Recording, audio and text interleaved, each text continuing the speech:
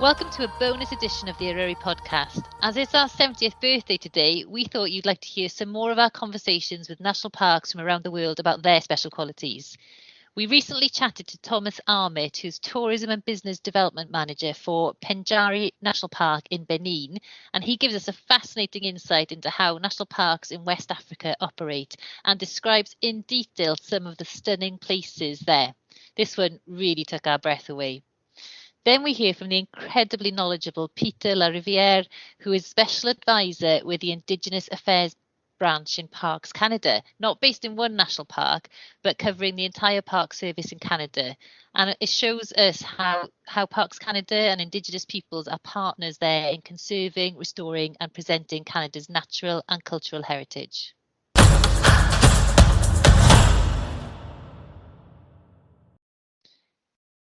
Well, today I am delighted to be joined by Thomas Armitt, who's the Tourism and Business Development Manager for Pendjari National Park in Benin. Although, if I'm correct in saying, Thomas, this is actually a transboundary national park, yeah? So it covers Benin and areas of Burkina Faso and Niger as well. Is that correct?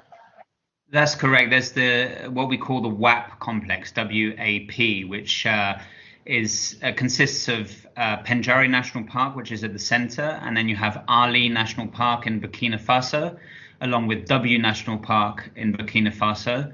And W National Park also covers Niger and Benin. So those three parks together create the WAP complex. Wow. And I was reading a little about Pendjari specifically, and it sounds like it's got such an amazing kind of story behind it, how the national park came into being. I wonder if you could tell us a little bit about that. Yeah, I mean, the park is quite old. I mean, relatively old for West African national parks. In the 1980s, the park was considered to be of international importance, and UNESCO got interested in it, but it didn't become registered in the UNESCO World Heritage Sites until much later, but there was still a lot of interest.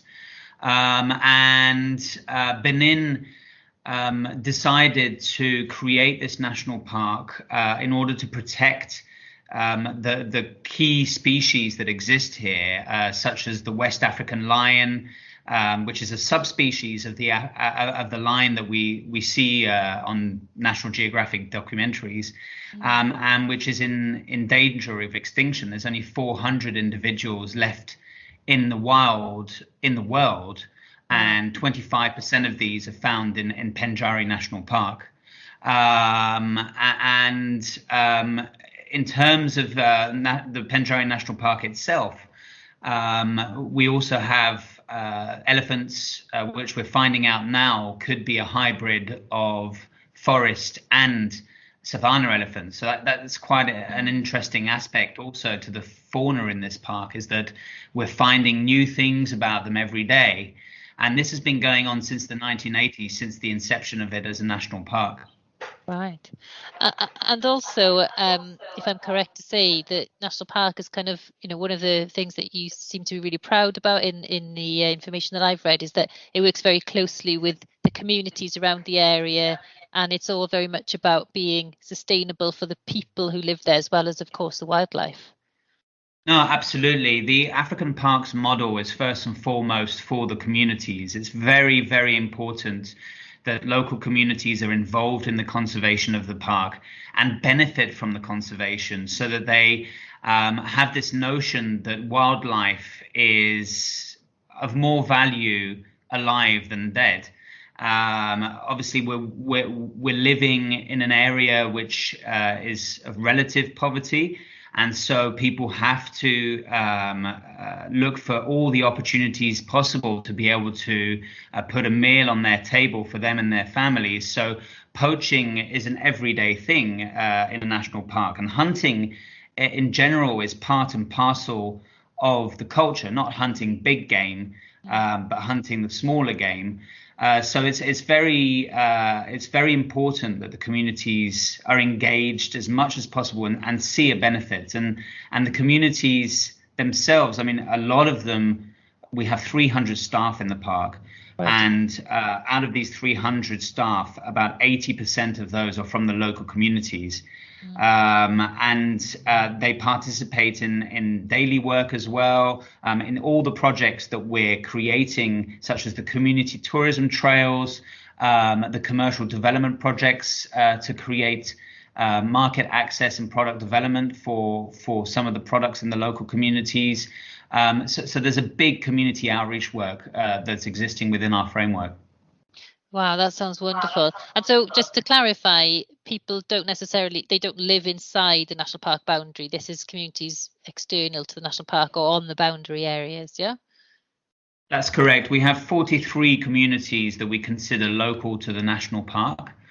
And all of those live on the outskirts of the park. If you look on a map to the south-west of the park, we have a hill chain, or a mountain chain, as people call it here, called the Atakora Hills. Mm-hmm. And it's actually an escarpment, and all the villages are dotted along the side of that escarpment.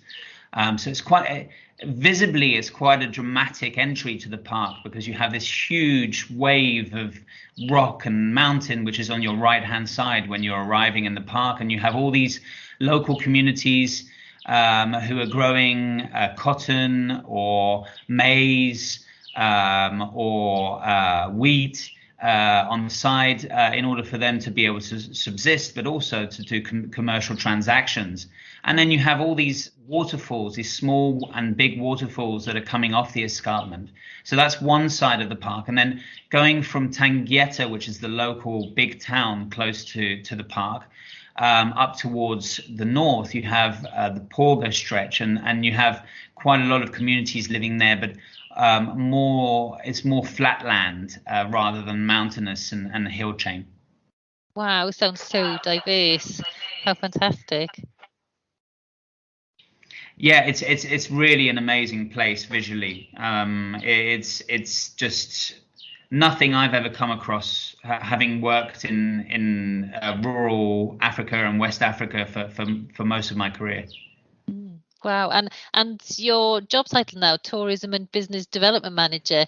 You started to mention a little bit about community tourism trails and also talking about visitors coming into the park. Could you tell us a little bit about what your role is and what you do on a day-to-day basis? No, absolutely. So the tourism part of my role is really getting the tourism part of the project up and running, and creating an opportunity for a more diverse range of visitors to come to the park. So originally the traditional markets for the park would be the Francophone European markets, such as the French and Belgian markets. But recently, we've been wanting to focus a lot on local markets, so domestic markets from Benin itself, but also regional markets from the surrounding countries. So around Benin, we have Nigeria, which is a relatively rich country, Togo, and Burkina Faso and Niger to the north. So it's really been trying to diversify the tourism offer here, improve the quality of service, improve the quality of accommodation offers, so that we can really get on the map as a world-class destination that can attract as much of a low-end, mid-range, and high-end tourism, so that we can meet our financial goals for the park. Because one of the main reasons for African parks being here and managing this park is to create an opportunity for the park to be semi-self-sufficient. Right. That is to generate 50% of its operational costs by the end of our contract with the government. And we can only do that by developing tourism in a way which can attract that value for the park. The other aspect of my role, which is commercial development, that's anything which is commercial that isn't tourism. So it's working with the local communities, as I mentioned before, to develop their products, such as we have a lot of shea in the area. So you may have heard of shea butter. That's in most cosmetics that we use nowadays in Europe. And also we have a lot of cotton farming, there's honey production, there's all sorts of nuts, so cashew nuts, peanuts, there's essential oils that are extracted traditionally here. So there's many different products that have high value, but that aren't developed in a way which attracts the types of partners which will really create a difference for the lives of the people here, but also for the park in terms of visibility, but also in terms of financial revenue. So there's a lot of opportunities for me and my team to develop these products and create more market access for these communities so that they can achieve more high value markets and create better opportunities for their lives for the future. Yeah, I mean, that sounds wonderful. We're having so many conversations here, this part of the world, about a sustainable tourism model. And, that is exactly what you're describing, isn't it? That the park is front and center and becomes completely sustainable in the long term, so that everything is pretty much cyclical in the sense of the local economy as well, and reaching out to those wider customers. It sounds like a very inspiring model that I'm sure we could learn a lot from as well. Yeah, it's all about creating an integrated model. It's finding ways where you could link every aspect of the park, whether it be the local communities, the wildlife, the opportunities for product development, and even the wider country, and every activity that we're doing, so that they all work together in harmony. And it's only through that way that we can, just by giving a little bit of advice here or push here or creating an opportunity here, that we can create this sustainability. Because anything, like it is growing plants, if you grow something organically, it takes a bit of time. You're nurturing it a little bit, you're watering it a little bit here, but when it grows organically, when it gets to a full growth, it's stronger. And as I said, it takes time, but then you have a stronger product, you have a stronger community, you have a stronger ecosystem as a result. Yeah.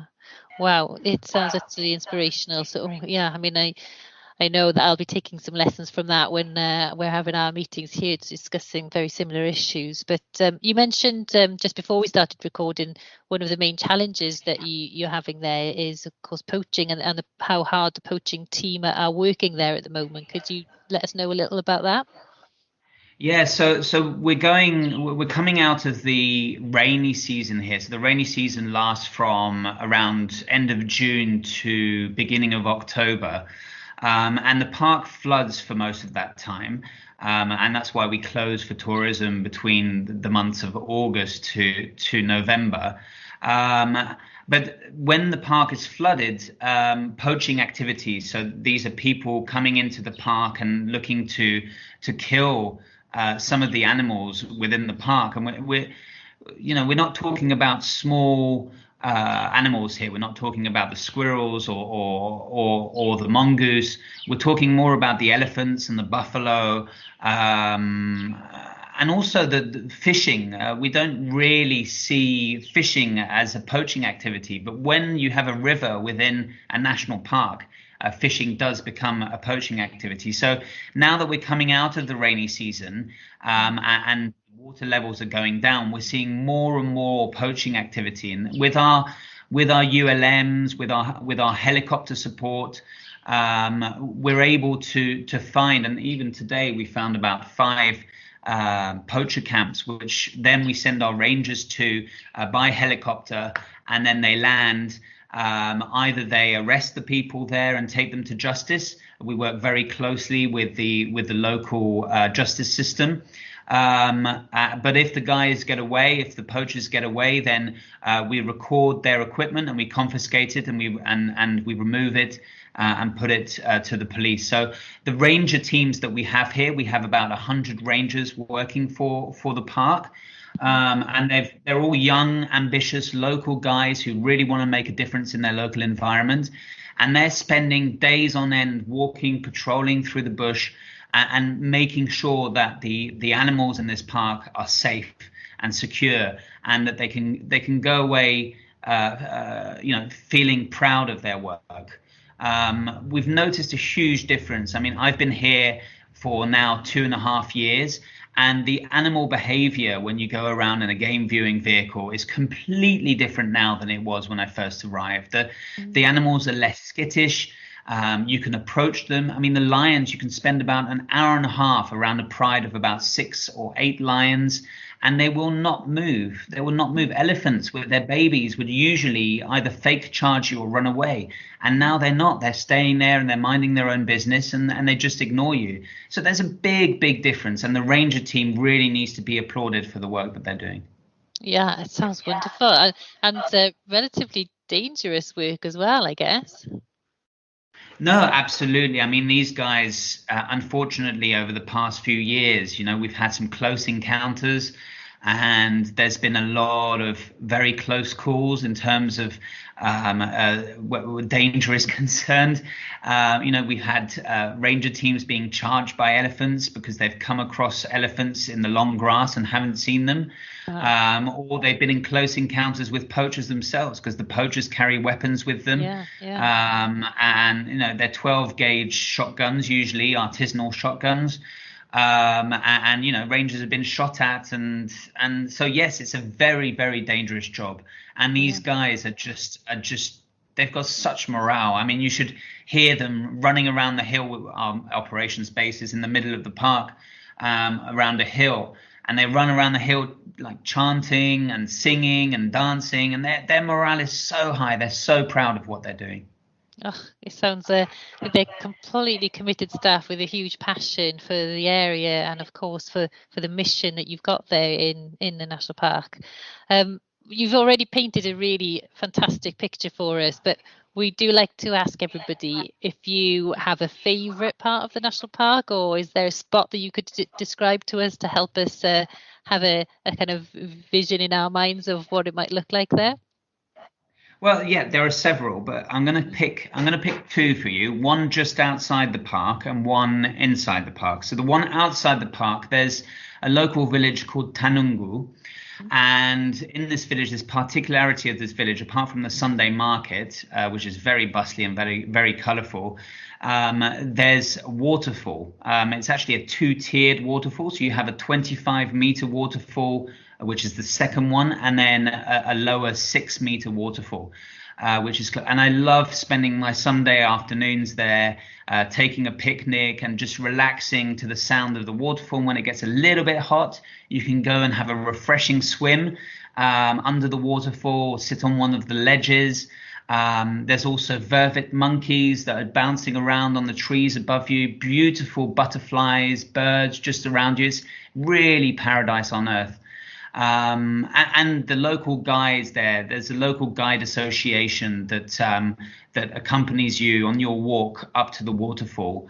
And then if you are up for it, if you would like to have a bit of a show, these guys would climb to the top of the waterfall. That's 25 meters, and do acrobatic dives off the top of the waterfall into the pool below.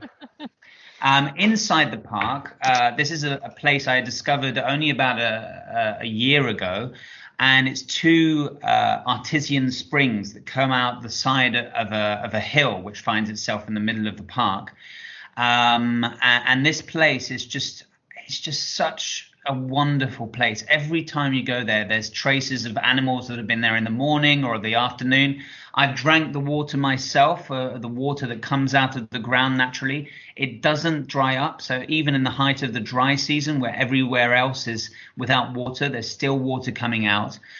It tastes a little bit elephanty sometimes when the elephants have been there in the morning. But I've put camera traps there. And we've had such a diversity of wildlife there, such as buffalo, huge herds of elephants, even got a photo of a leopard drinking from one of the water sources there. So it's such a beautiful place. And I can just spend hours and hours there. I usually take a flask of either tea or coffee and just sit there for about half an hour, just taking in the atmosphere. Wow, that is amazing. Thank you so much for that. And yeah, thank you in general for your time today. And, you know, I have to tell you, your passion and enthusiasm and the way you've articulated the work and the scenes there are just absolutely wonderful. I'm sure we've all got these wonderful views in our minds listening to your words there. So thank you so much. No, it's a pleasure. Thank you very much for having me.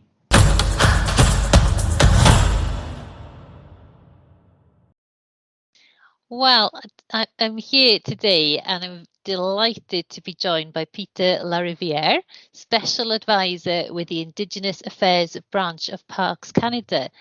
Hi, Peter. How are you? Great. Good morning. Doing well. How are you? Yes, very well, thank you. And of course, it's afternoon here for us. So thank you so much for making the time to join us today. And yeah, your job title is fascinating. Special Advisor with the Indigenous Affairs branch of Parc Canada, covering the entire country, I guess. So I wondered if maybe you could tell us a little bit about your role and the work of the Indigenous Affairs branch. Sure. Well, first, I'd normally introduce myself formally in my language, so I just do that now. So I'll say Peter Larivière, Indigenous ni Anishinaabe, Wajashk ni Dodam. So the essentially translation is my name is, or I'm called Peter Larivière. I am Anishinaabe, or in English people refer to us as Algonquin. And then Wajashk ni Dodam is my clan, my totem, which is the Muskrat clan. So yeah, so the title was actually I joke with people. I say it's what happens when you get close to retirement and they need to put you into the seniors residence for the public service. They call you a special advisor, but it's very much providing assistance to the Indigenous Affairs branch, but also to the agency in giving guidance, giving advice to senior managers on any number of Indigenous issues. I also have a role within the agency where I do ceremony. So I do what we call in our traditions a smudge. So these are often prayers at the beginning of meetings, and introducing the Indigenous or my Indigenous culture, my culture as Anishinaabe, as Algonquin, into meetings, providing support to Indigenous staff when they may have concerns or issues. It's sort of a grab-all role. It's not really well defined. It's because I'm the only one doing it. It's meant to meet the abilities of the individual as opposed to being, a strictly definable job. Like my previous position at Parks, which has been as negotiator and negotiations manager for the agency, which was very defined within these are the jobs you will do. This is the expected outcomes. Right. This one is a little bit more open-ended, so to speak. And I guess that must be because, the communities that you represent or the peoples that you represent have a very different outlook on management of national parks, I guess, yeah?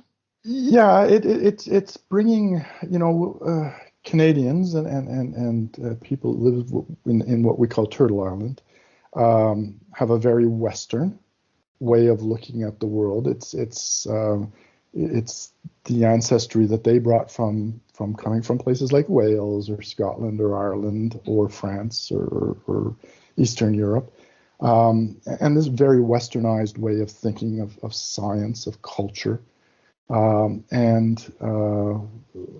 This role on the Indigenous Affairs branch and the one I have is allowing people to see the alternative, the way things are thought through the minds and eyes and spirits and sounds of Indigenous cultures.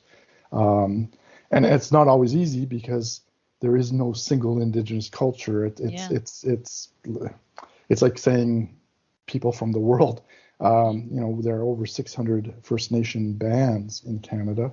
And even within those bands, you will have cultural differences. And then you have Métis and Inuit, who, again, have multiple cultural patterns, cultural belief systems, traditional knowledge, ways of doing things. So it's trying to bring all of that to work side by side. We have stories in our traditions as Algonquin, and one of our elders who has since passed used to talk about the two-row wampum. So a wampum belt would be like a belt that was a sign of treaty between the Indigenous people and the Euro-Canadians. And this two-row wampum belt talks about the traveling side by side, we as Indigenous people in our canoe and the non-Indigenous Canadians in their boat. And we work together, we share stories, we help each other, we may guide each other at certain parts because the canoe is better in certain parts of the river and a big boat is better in other parts. So we work together, but we remain in our own boats and we remain the captains of our own boats. So this role is very much about bringing Indigenous traditional knowledge and Indigenous thinking into Parcs Canada, but not having it subsumed. It's sort of the two of them work together, and they walk a path side by side.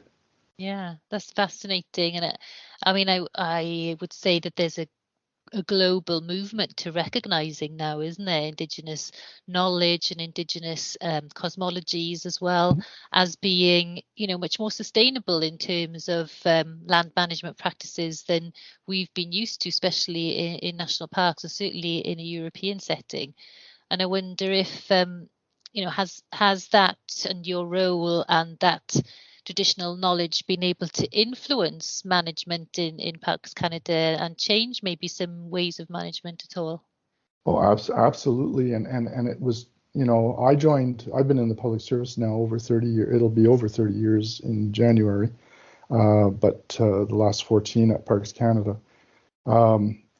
Even before I arrived, these things were changing. But what I've seen in the last 10 years, last 8 years, has been a significant change in the acceptance that Indigenous knowledge, Indigenous ways of thinking are so important to the lands and waters, the air. We at Parcs Canada for years, and this is something that Canadians and the United States, very much the Smokey the Bear thinking of every time there's a fire, you get out there and you put it out, and not realizing the importance of prescribed burns. And this is very much a fundamental activity. It's an important activity that Indigenous people had, but that Parcs Canada has adopted. And working with Indigenous knowledge keepers and elders in how we do this properly. And we're seeing a stronger, healthier, more sustainable forests that also allow for, that living entity of place to occur. It's no longer stagnant. It's, the worst thing that can happen, and I know with some of the parks in Europe, is the strong cultural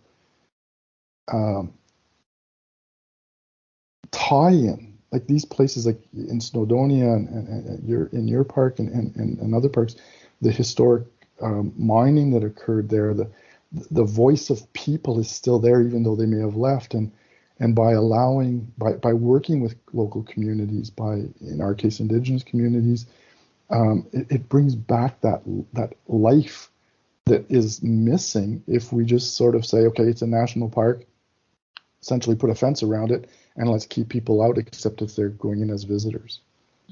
Absolutely.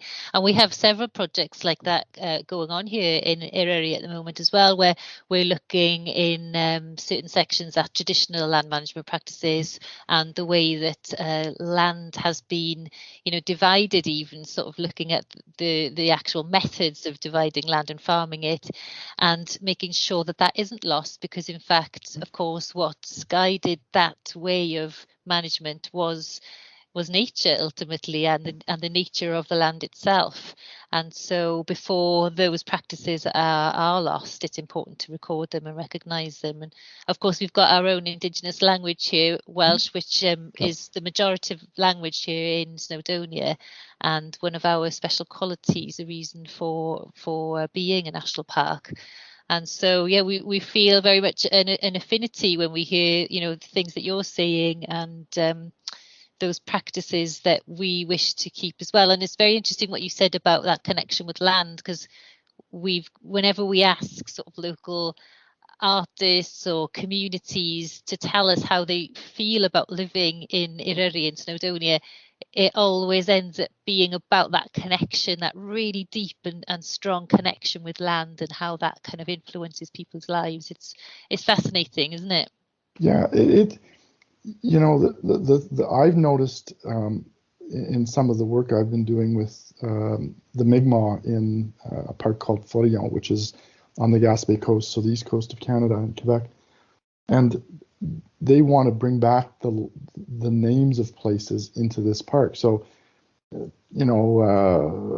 the Uluru scenario here, where you have in Australia, where you have a place that's recognized, it's visited, it's called Ayers Cliff.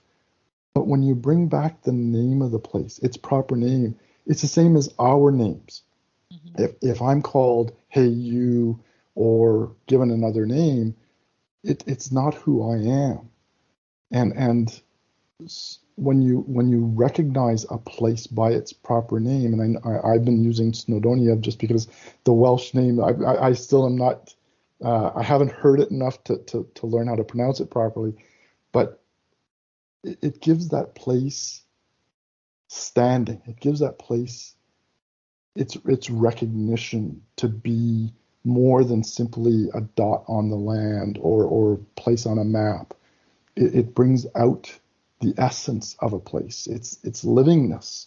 Yes. And that's something it's taken a long time for people to acknowledge this. It's taken a long time for people to move into that direction.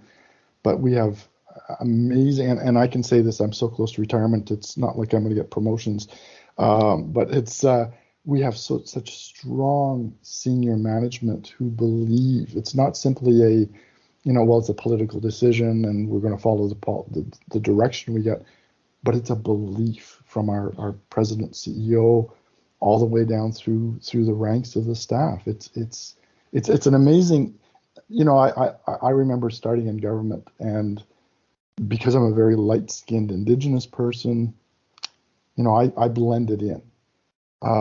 But it wasn't always easy. And now, at the end of my career, in my late 50s, I can feel that I can be proud of who I am, but also be a proud employee of the Government of Canada and a very proud Parcs Canada employee, because Indigenous, the recognition, acceptance, and honoring Indigenous cultures is just part of who we are at Parcs.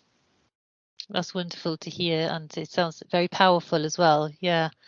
And where is it that you are actually based, if I can ask you then? Which part of Canada do you live from? So I live in my traditional territory. I live in the lands and waters of the Kitchissippi, so the Ottawa River. I live in what is the nation's capital, although on the east end of town. So we always say we live in a suburb called Orleans, as opposed to Ottawa. No insult to my friends from Ottawa. Our office is our national office, so the headquarters for Parcs Canada is located on the Quebec side of, because the city of Ottawa actually has a provincial border, on the Quebec side in the city of Gatineau. And that's where I've worked pretty well my whole career in government here in my traditional territory. But I did have a chance to spend a year and a half working out of Smiths Falls, which is a small community south of Ottawa, and Peterborough when I was working with the Ontario Waterways, which is a field unit, an operation unit of Parcs Canada.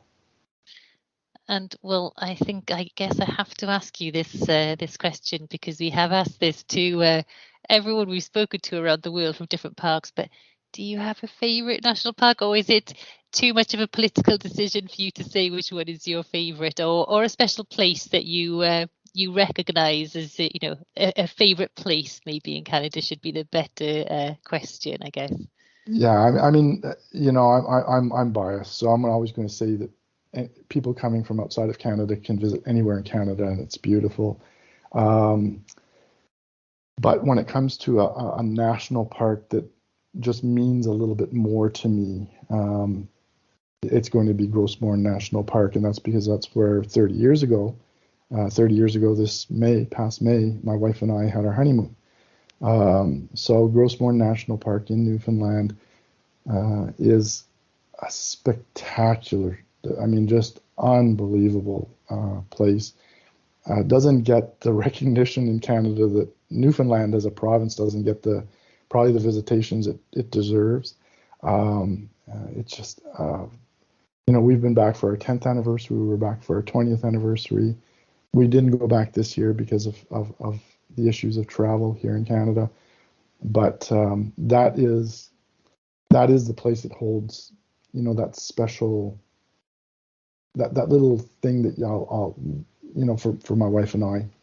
If the CEO came up to me and said, well, Peter, you're on your last 200 days of work, where would you like to go and have one last goodbye?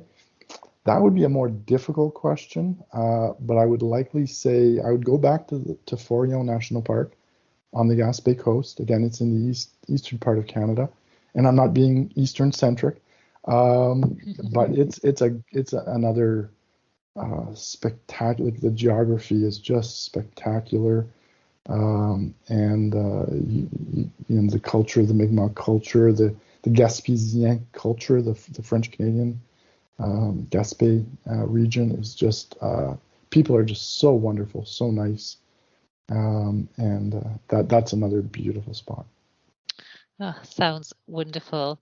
Well, Peter, thank you so much, and I must say, well, congratulations to you for your anniversary in May as well, and thank you so much for giving your time and giving us all an insight into your role there, which has been absolutely fascinating.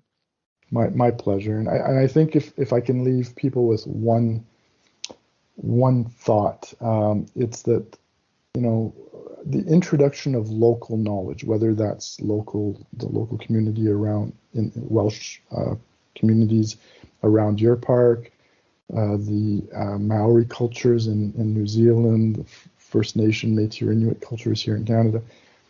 I think we need to see this as a benefit. It will allow places to truly be the important cultural, natural heritage that we all dream of, and not to look at it as something that's removing. If I'm on the outside looking in, it's not removing my culture that's there.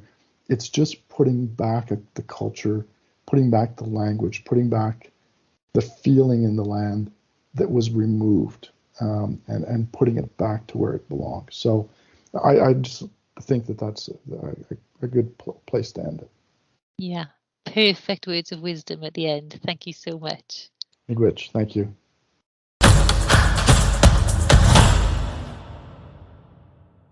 Wow, I love my job, but getting to speak to these inspiring people from the global national park community is a real privilege. We hope you've enjoyed this series, and if you haven't checked out the other things that we've been doing to mark Eryri Snowdonia's 70th birthday, check out the website www.eryri70.cymru or our social media channels for more information. There'll be 2 more podcast episodes in Welsh and English coming your way later this month about the 70th birthday. So all that's left for me to say is Penblwydd hapus, happy birthday,